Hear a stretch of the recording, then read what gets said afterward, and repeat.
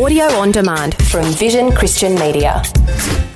Jesus said, "If you hold to my teachings, you are really my disciples. Then you will know the truth, and the truth will set you free."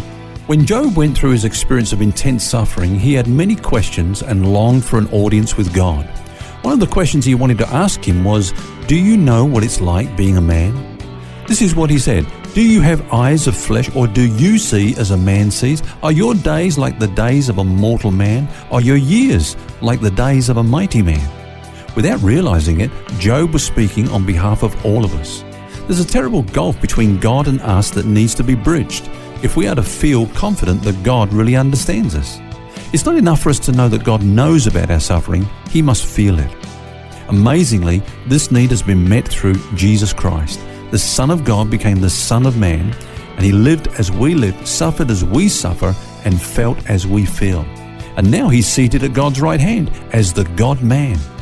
The writer to the Hebrews says, "In all things He had to be made like His brethren, that He might be a merciful and faithful high priest."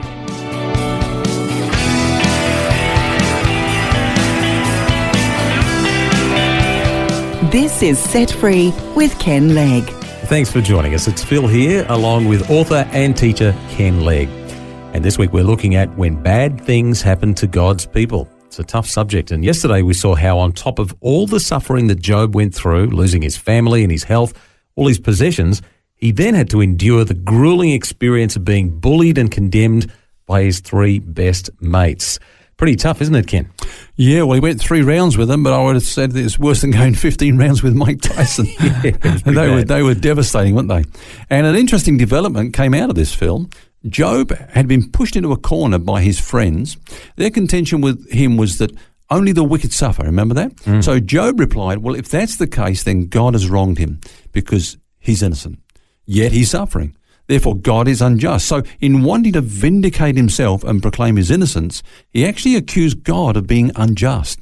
He turned against God and judged him. Now, prior to his suffering, somebody said he believed in God and he believed in justice and felt they went hand in hand. Now he believes in justice and he believes in God, but not together. And looking at what he went through, I guess it's not too hard to understand why he felt that way. Yeah, well, we've said a few times this week already that, the testimony of God and the Scriptures is that he was a righteous man. But let's just break that down a little bit. In the book, we read these things about him. He was respected by all men. He dedicated his life to helping the poor and helpless. He was righteous in private. He made a covenant with his eyes not to look upon a young woman lustfully. He determined not to lie. He had never yielded to the temptation of adultery. He'd always treated his servants well. He'd fed and clothed the poor and needy. He never let his wealth draw his heart away from God. He was never glad when his enemies suffered. And he was honest in his business dealings. These are some of the things that the book says about him. So, of course, he would ask, well, then why am I suffering? He was faithful to God, but was God really being unfaithful to him? So why all this suffering? So his suffering actually led him to probe the very foundations of his faith and question what he really believed about God. Yeah, it's really interesting, isn't it, that his wife tried to get him to turn against God too, and she failed. So Satan then uses his friends and their doctrine to do the job instead. And now we see him beginning to doubt God's integrity. Yeah, not surprisingly, after 3 rounds of discourse with these friends, so-called friends, Job doesn't want to talk with them anymore. He says, I've said all I can say to you guys. You're not getting it. I don't want to talk to you anymore. He only wants to talk with God. But the problem is that God is silent. And so as his pain increases, so does his frustration. He's basically got 2 questions. Number one, what are God's charges against him? What sins is he suffering for? And then the second question is, why has God been so silent? He's been talking to God, asking him why, but no response from God. So from the book of Job, Phil, we can see that this silence is not the result of personal sin. We may go through times like this ourselves. Yeah. And we might think, oh, God's, disappointed with me or angry with me, or he's gone off and left me, abandoned me. But remember this, even Jesus on the cross experienced that silence of God. I guess the longer God remains silent, the more risk there is that Job's going to become bitter. Yeah, and we could say that Job did not suffer because he sinned, but he sinned because he suffered. After initially weathering the storms of suffering, he wavered at this particular attack from his friends. Maybe God wasn't the kind of God he thought he was. Maybe he isn't fair. Perhaps God is punishing me. He's given me the silent treatment. God hasn't got my best interests at heart. God doesn't answer prayers. These were the kind of things that he was wrestling with. Now remember, Satan's original goal was to get us to believe that God is not being good to us. But that raises an important question, Phil. What is good?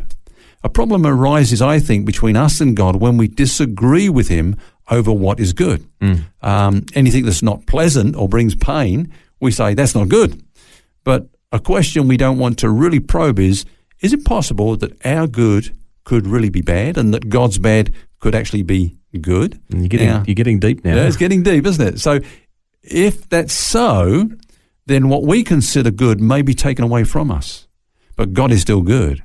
His good is far greater than the good we had in those things that were taken from us. It's not our circumstances that cause us to fall out with God, but really it's our misbeliefs about him at the time of our suffering. And yet we usually believe I would be happy if my circumstances were different. So what we're saying is he doesn't really know what makes me happy. Yeah, we often measure what's good by the things that we are so familiar with, the temporal world that we live in. And Job was wrestling with these very deep and searching thoughts, and he hasn't got anybody to turn to. I mean, his wife's not there to give any help. His friends aren't there to give any help. They've all been enemies to him, really. Yeah, but it's at that point, Phil, that another person enters into dialogue with Job. This young man by the name of Elihu. Now, out of respect, he's been sitting there waiting for the older guys to finish saying what they're saying, but all the time he's getting angry with his friends because they forced Job into this position of blaming God. And he says, look, Job, I'll represent you. I'll get involved here and I'll represent you and God. I'll be a mediator between the two of you, and I promise to represent you both fairly. So we can ask, well, what was different then about his counsel? For one thing, his friends thought that Job's suffering was what we call punitive.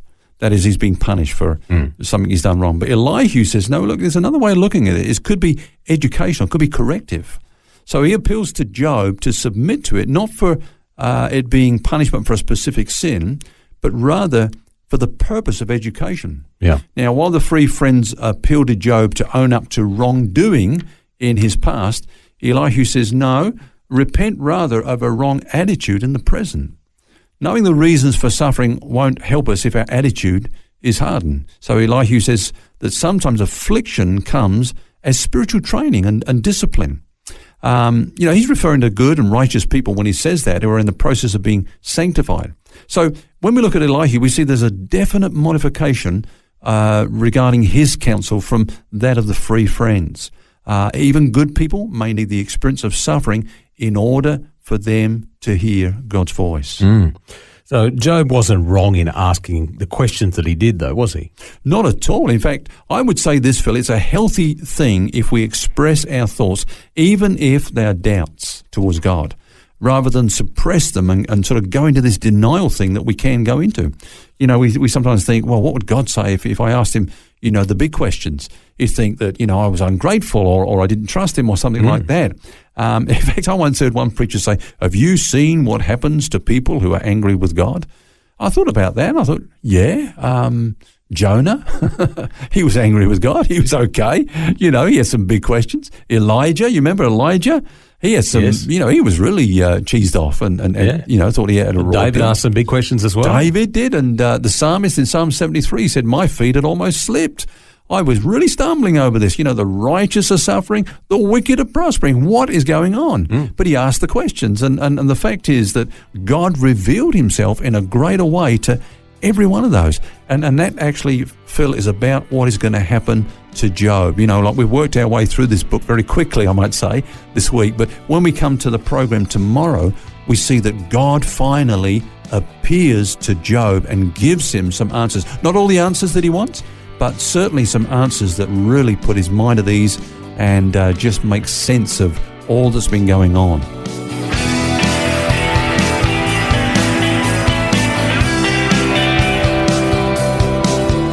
Good insight today on what to do when bad things happen to God's people. We'll continue our conversation tomorrow. And in the meantime, remember, you don't have to carry that baggage. God wants you to be set free. Find articles and more set-free podcasts in the free Vision Christian Media app or at vision.org.au. Thanks for taking time to listen to this audio on demand from Vision Christian Media. To find out more about us, go to vision.org.au.